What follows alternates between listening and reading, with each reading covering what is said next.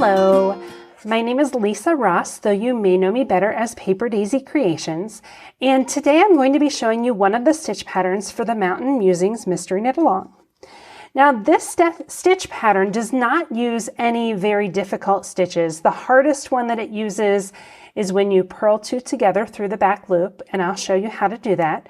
But really it's a variation of increases and decreases, and you get these little rocks in your road, rocky terrain, whatever it may be on your mountain. And while none of the stitches are hard, the most important part of this stitch pattern is learning to read your knitting, because it's going to help you so much if you understand what you're doing and what should be coming next. So as we knit this together, I'm going to talk to you about what to look for as you're knitting. All right, now I'm beginning this knit. I'm going to knit the first stitch, and just as I've shown you in some of my other videos, when I go into the second stitch, I can actually just cross over my working yarn, cross over the unused yarn. In this case, it's my main color, and go ahead and work that second stitch, and that will carry my unused yarn up the inside of the shawl so that you don't get loops of color along the edge. So I've worked, for me, this is my border. I've got two stitches here. You are probably beginning with a knit one and an SSK, which you can still do that same trick for trapping your yarn. Just before you pick up the yarn for your SSK, be sure you cross it. And now I'm going to work my swatch pattern, which again will be different than yours. So be sure you're following your pattern and working these stitches as you come to the correct place in your pattern. And I was actually wrong about that. I need to knit two. Okay, I'm ready to begin my first picot, or first rock, as it's called in this pattern. I'm calling these my rocks. And I know if I've done rocks on previous rows, I know that the rocks are going to alternate every other set of the color that you're using, and they should be directly above the rock that's two sets below it. So if I take this picot right here and look at it sort of as an arrow pointing up, it'll go straight up to this stitch, and that is the correct place where I'm going to work my increase. I'm going to work a 1 to 7 increase, which means I'm going to take one stitch and turn it into 7 stitches. And it's really easy to do. Just take a look and I'll show you what we're doing. So go into that first stitch and knit it as you normally would. But instead of taking it off the needle, we're going to keep going. And as you may have done before, a knit, yarn over, knit.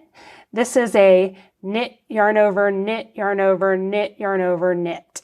And we're doing all of that into this same stitch. So I've already knit one, then I yarn over, go into that same stitch and knit again, which is my KYOK, knit, yarn over, knit. I'm going to do it again. That makes stitch 4, go into the stitch and pick up a stitch, knit a stitch. So that's 5, yarn over, go in and knit a stitch, and that would be 6 and 7. So let's count to be sure. I find that it's really great to spot check your knitting by counting it here. 1, 2, 3, 4, 5, 6, 7 stitches where I once had 1. And now I'm going to be knitting 9.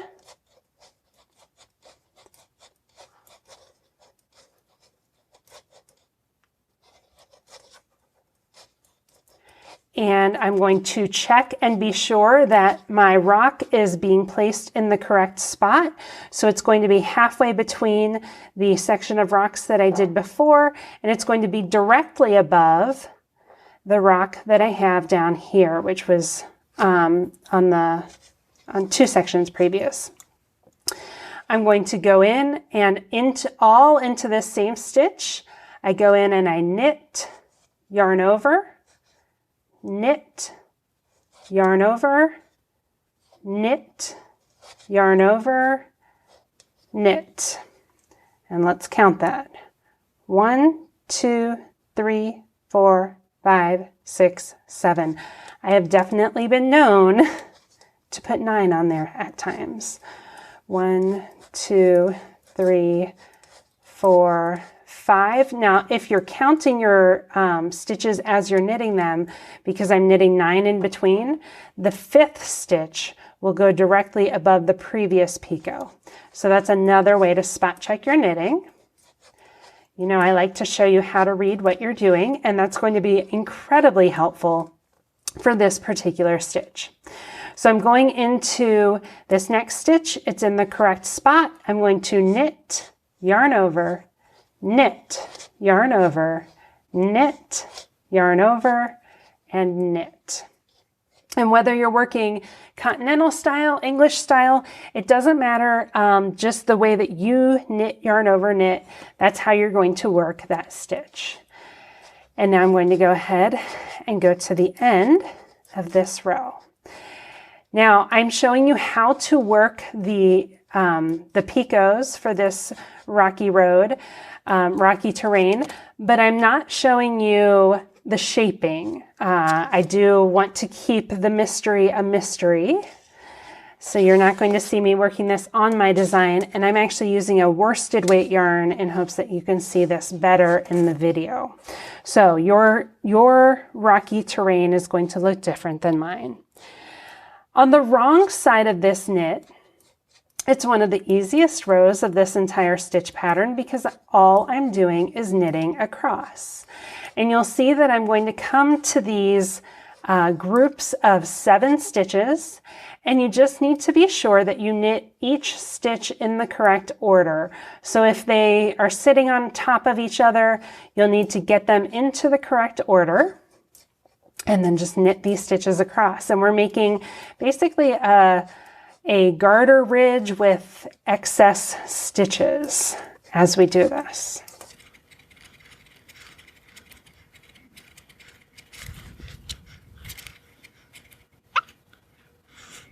Okay, I lost a stitch right here, and so I'm going to show you how I'm going to fix that.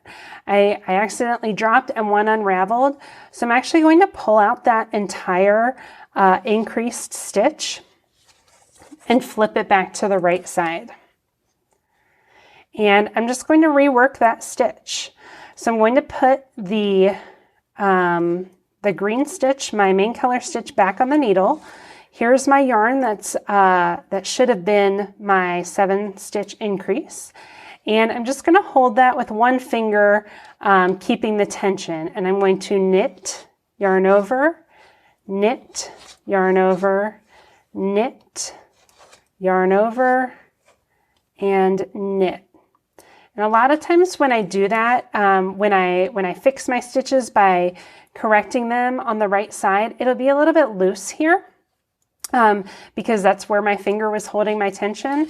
And so as I work those stitches, I can just pull on the subsequent stitches. So not on this first stitch that I'm doing, I just knit that like normal, but this stitch, I just tug it a little bit extra to sort of tighten that up. And I do that with each of the subsequent stitches, and it sort of evens out the tension a little bit on the needles, and then the rest will be evened out while blocking. But you can see that it's not a big deal if you happen to drop that stitch. I'm actually going to go ahead and do that again, drop a stitch on purpose, because I feel like active recovery on your knitting is another really important skill. So I'm coming up to my next set, and here I have my 1 stitch turned into 7. If I accidentally unravel one, I've got a problem. Or if I only had 5 there when I need 7, I'm just going to drop all these off, flip it to the front, can take out this contrast color and save the stitch where they go. And I'm going to put them back on the needle just by knitting it the way that I did on the front. I just have a loop of yarn instead of a long working yarn. So I knit 1, yarn over, 3, 4, 5, 6, and you can see this loop is getting smaller, so I go in and I kind of just hold it with my fingers to get that last one on the needles. And there are my 7 stitches. Again, it's a little bit loose right here. I don't need to do anything on that first stitch, but each of these stitches I can pull it just a little bit tighter than or pull it a little bit more than I normally would, just to even out the tension. And I finish working that row. All right, the next row, actually the next 4 rows are all going to be done in the main color. So let me show you what it looks like right now. We have an excess number of stitches right in these spots right here. And they're going to become the rocks, but it's going to take us 3 rows to do that. And the first row that we're going to be doing, we're going to be knitting each of the edge stitches. Okay. Here are my 7 increased stitches that all came out of this single stitch. And I'm going to be knitting the first stitch together with this stitch. Those 2 will be knit together this way. I'll be knitting 5 just across like normal. And then this stitch, the final stitch, is going to be SSK with the next stitch on the needle. And I'll show you this as we do it. Now again, your numbers are going to be different, but your patterning will look the same. And so pay attention to how the stitches look in the pattern, and that's what is going to guide you. So I'm going to cross my yarn for that second stitch so I can carry it. And a little shortcut for doing it is just holding that yarn and making your needle go under that yarn and scoop up your working yarn. That's a little shortcut method that I use while knitting. I'm always looking for shortcuts. Going to knit 1, and now I'm ready to work my knit 2 together. And here is where it is very helpful to read your knitting. If you kind of pull the stitches apart on your left needle, you can see the 7 that come out of this green stitch. And I'm knitting together the first stitch of those 7 along with one of my regular knit stitches. So see how it comes straight out of that stockinette stitch? I'm going to knit those 2 together. I'm going to knit 5. And all of these were some of the increased stitches.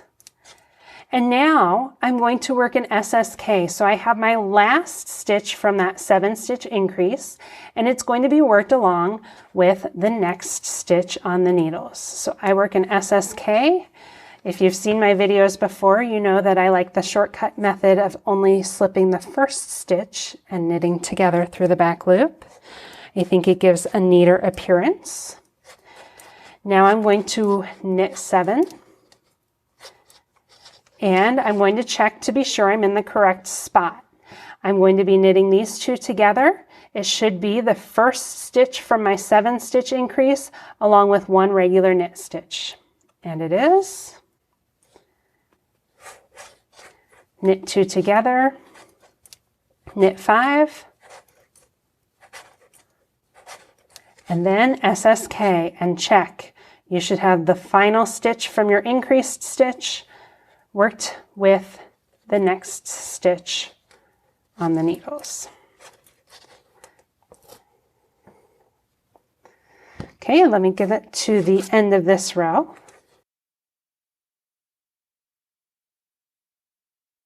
All right, I've just finished the right side row.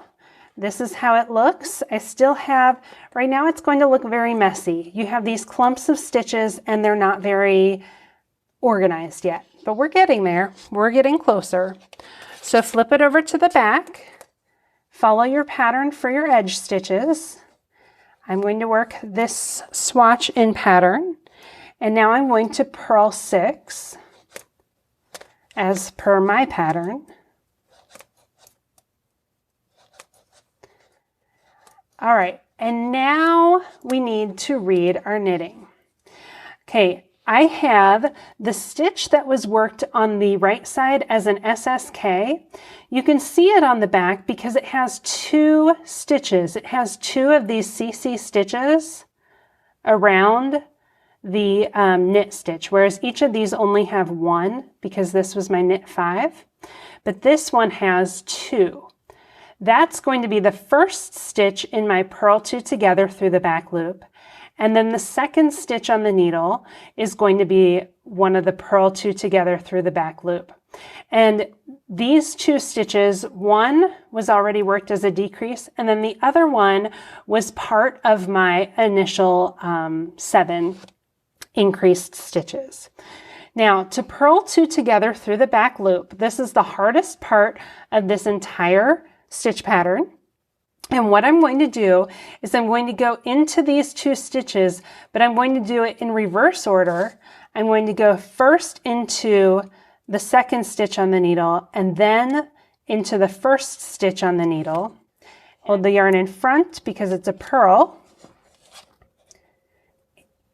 And I will go into these 2 stitches again. So first into the second stitch on the needle and then into the first stitch on the needle. I purl those 2 together, oops,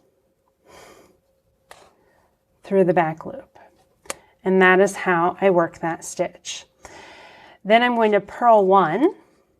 I slip 1 with yarn in front, and that's going to be the very top stitch of my picot. I purl 1. And now I just work a regular purl 2 together, which is easy. I'm going to purl 7. I'm going to check. Now, remember, for the purl 2 together through the back loop, I'm doing the first stitch on the needle is the one with 2 of the CC strands around its neck. And then the second one was part of my initial increase. I'm going into these stitches this way, but on this side of the needle. And so I'm going to go in. Let me show you what it looks like if you're looking at your stitches. You're going to go in through these 2 stitches and then purl those 2 together through the back loop. And it is a little bit tricky to work that stitch. If you have trouble, work it as a purl 2 together. It's not a big deal. You can do it as a purl 2 together. This way we'll have the mirrored look that I intended in the pattern. But if it's a difficult stitch to work, it's really not a big deal to work it as a purl 2 together. And while I was talking, I went ahead and did purl 1, slip 1, purl 1, and purl 2 together. And let me show you the difference. So you can see that it's not a big deal if you need to modify your patterning. And what I'm going to do is when I get to this first stitch that has those 2 loops, it's ready to be purled together with the next stitch, I'm just going to work it as a purl 2 together. I'm not going to work it as a through the back loop, just purl those 2 together, purl 1, slip 1 with yarn in front, purl 1, and purl 2 together. And I will show you what it looks like when you look at the front. Okay, so this was one that I worked as the pattern is written. And what that purl 2 together through the back loop looks like on the right side, it looks like it's an SSK. You can see that here as well. And then when I do it as a purl 2 together, like I did for this one, it looks like it's a knit 2 together on the right side. And it's really, again, not a big deal. It's not worth the trouble of the purl 2 together through the back loop if that stitch is giving you trouble. So that's totally up to you. It is an easy mod to make and nobody is going to notice it once your shawl is finished. Okay, I'm going to work the next row. And for this next row, what I'm going to do is I'm going to be working only with those stitches that have been affected by the increases and decreases.